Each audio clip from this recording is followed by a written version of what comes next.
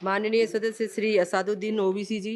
Chairman साहिबा, मैं शुरुआत में अपनी तरफ से ताज़ियत पेश करना चाहूँगा उन 26 लोगों को जिनका नाम पूछकर और मुसलमान नहीं होने के नाते पर उनको गोली मारकर कत्ल कर दिया गया।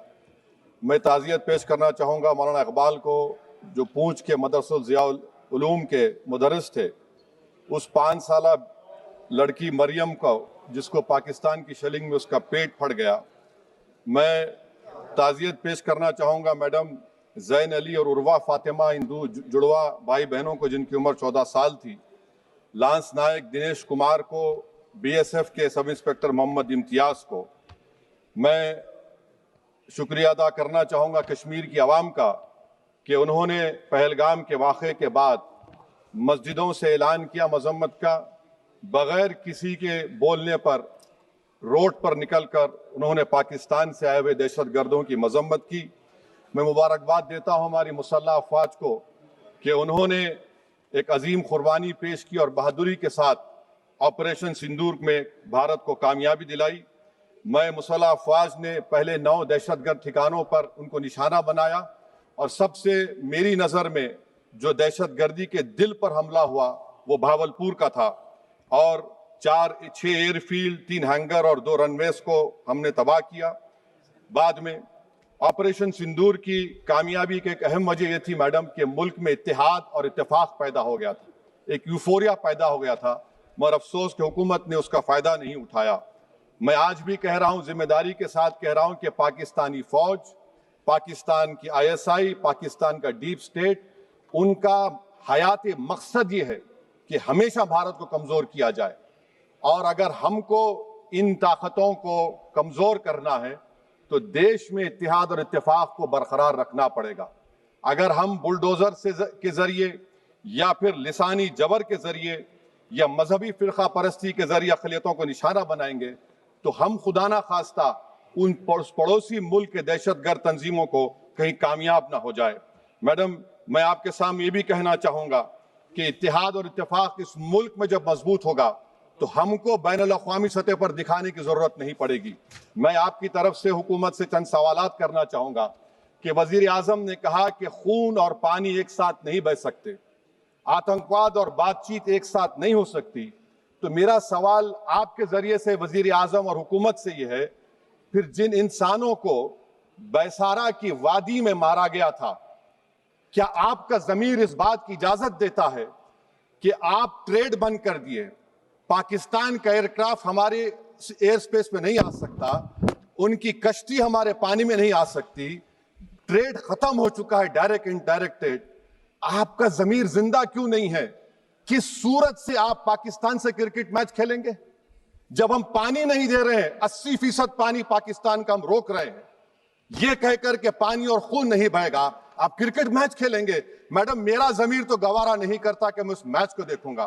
क्या इस हुकूमत में इतनी हिम्मत है कि उन 25 मरने वालों को फोन करके कहे कि देखो हमने ऑपरेशन सिंदूर में बदला ले लिया, अब तुम पाकिस्तान का मैच देखो? बड़ी अफसोस की बात है मैडम। मैडम, अकाउंटेबिलिटी किस पर है? पहलगाम किसने किया?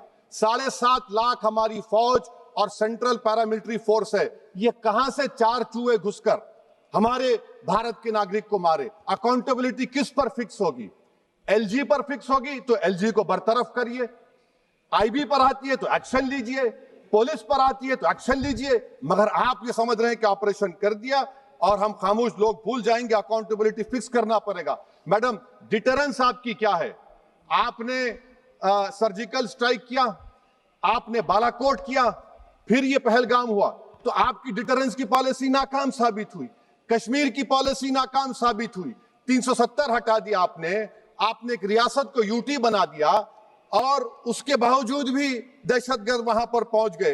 तो और अफसोस मुझे इस बात का होता है मैडम कि पाकिस्तान को हम जानते हैं, पाकिस्तान और इजराइल इस पूरी दुनिया में एक फेल्ड स्टेट है और पाकिस्तान के आर्मी चीफ को, जिससे हमारे स्ट्रेटेजिक रिलेशनशिप है, इसको अपना दोस्त कहते हैं, उस देश का प्रेसिडेंट उस शख्स को बुलाकर खाना खिलाता है अपने साथ जिसके भाषण से हमारे लोग मारे गए थे। तो क्या आपकी खारजा पॉलिसी कामयाब हुई? आप देख लीजिए। अच्छा, हमारे देश में एक ऐसी तंजीम है जिसका वजूद नफरत की बुनियाद पर और मजहबी अज़बियत को फैलाने के लिए बनाया गया।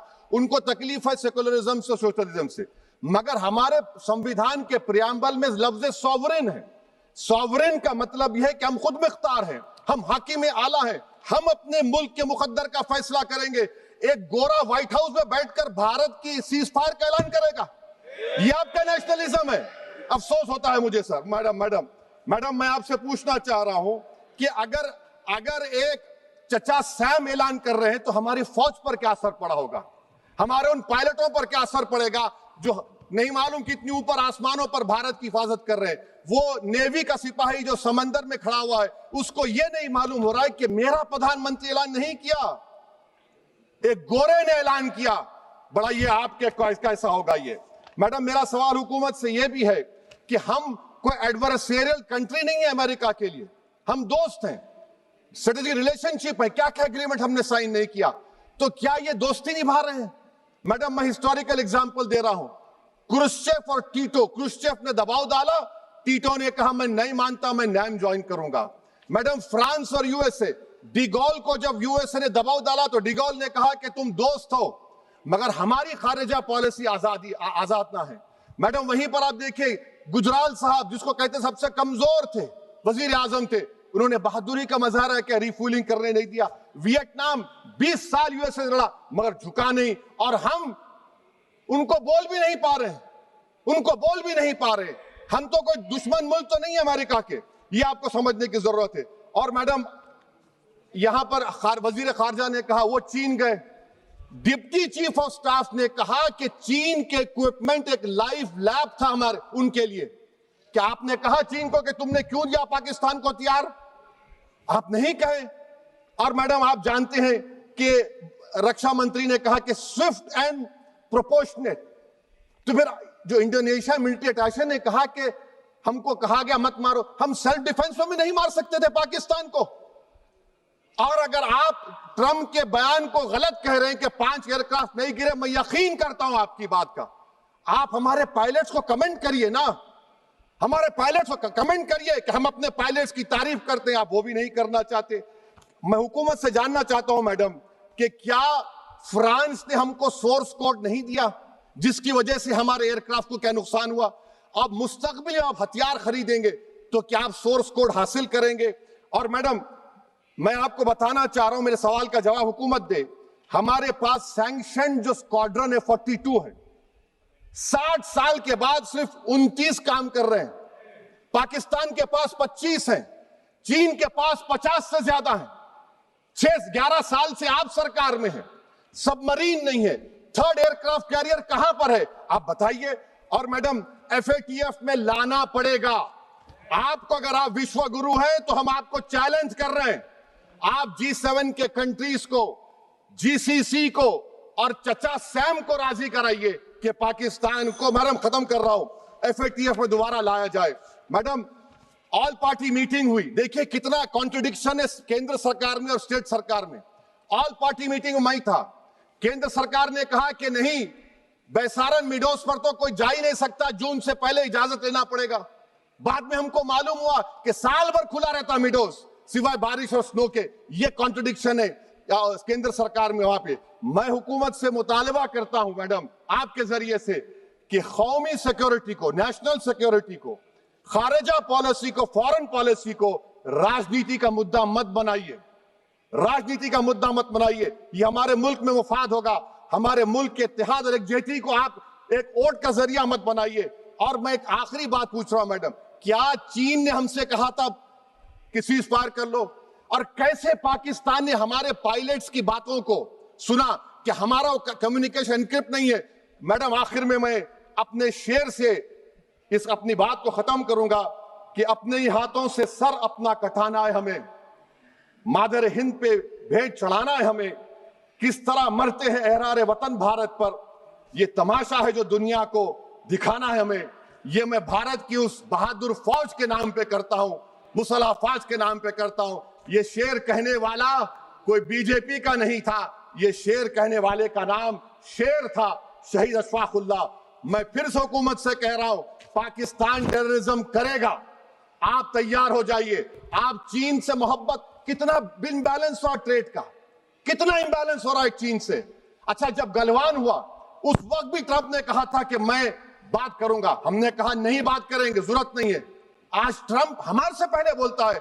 इज्जत नफ्स भी कोई चीज होती है, इख्तिदार में कोई यहां रहेगा कोई वहां रहेगा, मगर इख्तिदार में इकबाल होना चाहिए।